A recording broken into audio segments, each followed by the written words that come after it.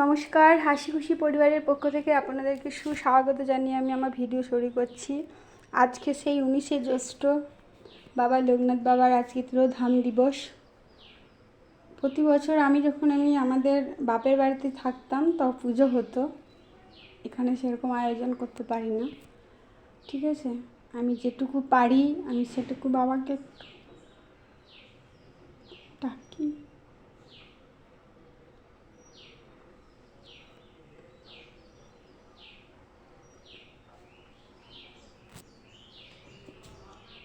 একটা কথা বলতে চাই, যারা মন থেকে বাবাকে ডাকে না, হয়তো তিনি সামনাসামনি এসে কথা বলেন না ঠিকই, কিন্তু মন থেকে দেখবেন ঠিক সাড়া পাবেন। যেমন আমি পাই।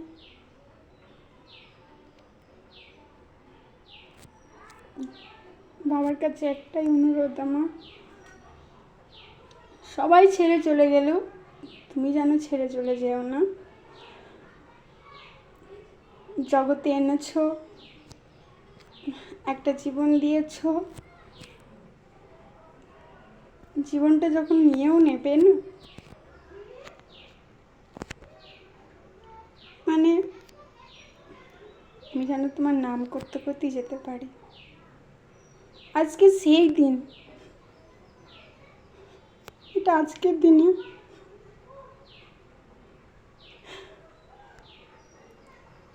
বাবা আমাদের ছেড়ে চলে গেছিলেন।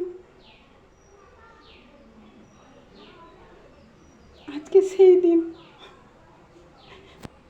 যত ভক্তজন আছে না, আজকে দিনে সবাই আকুল হয়েছিলেন, কিন্তু বাবার একটা বাণী আছে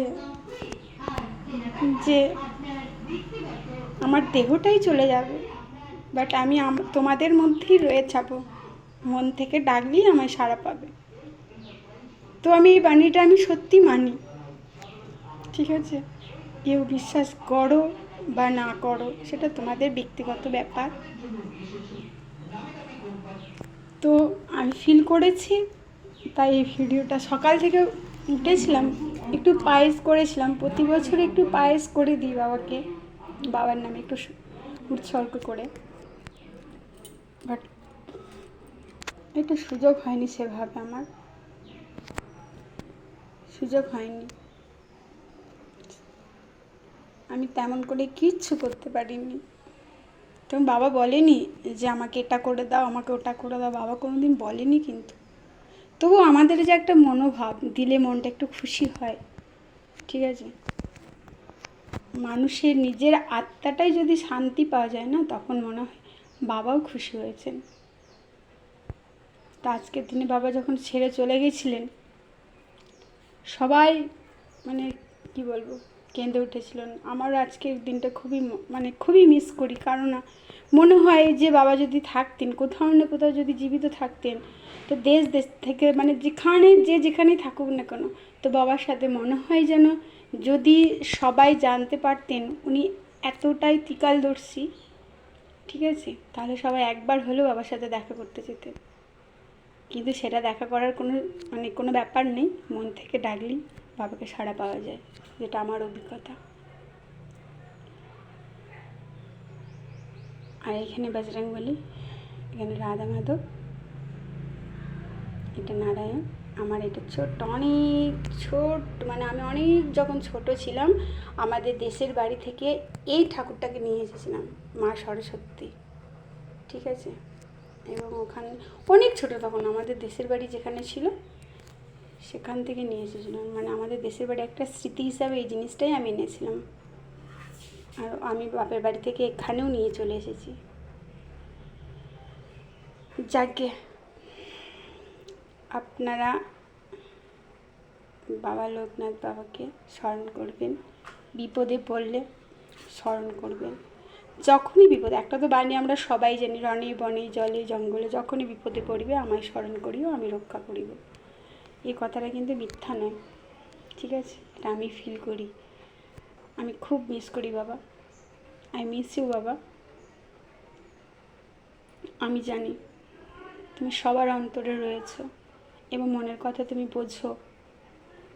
হ্যাঁ, হয়তো সামনাসামনি হয়তো ফেস টু ফেস কথা বলে না, কিন্তু আমি জানি যে কারোর মাধ্যমে ধরুন ধরুন কোনো একটা কথা আমার জানার আছে বা আমি জিজ্ঞাসা করছি, আমার এটা জানতে হবে, আমি কাউকেই পাচ্ছি না, তখন একটু মনে মনে যদি স্মরণ করা হয় না, মন থেকে একদম হৃদয় থেকে, তাহলে দেখা যাবে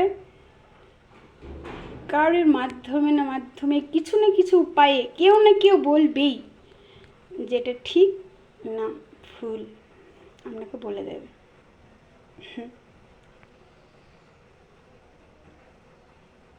এই দেখুন, তুলসী পাতা দিই, আজকে দিতে পারিনি, আমার কালকে তোলা হয়নি, ঠিক আছে, তুলসী পত্র দিয়ে পুজো দিই, কিন্তু আজকে তোলা হয়নি, রবিবারে বলে তুলতে নেই, আমি আজকে তুলতে পারিনি, ঠিক আছে, তুলতে পারিনি। এটা আমার গীতা।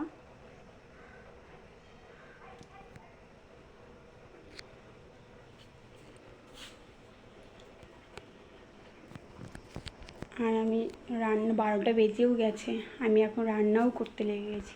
এই যে ভাত নামিয়ে দিয়েছি, একটা সবজি কড়াই বসিয়ে দিয়েছি, এই যে ডালটা কোনো রকমে দুটো কড়াই আমার, তো একটা কড়াইয়ে নিরামিষই, ওই যে কড়াইয়ে কী করবো, পায়েসটা করতে হলো, আর রান্না করছি, ডাল হচ্ছে ফুটছে, ঠিক আছে।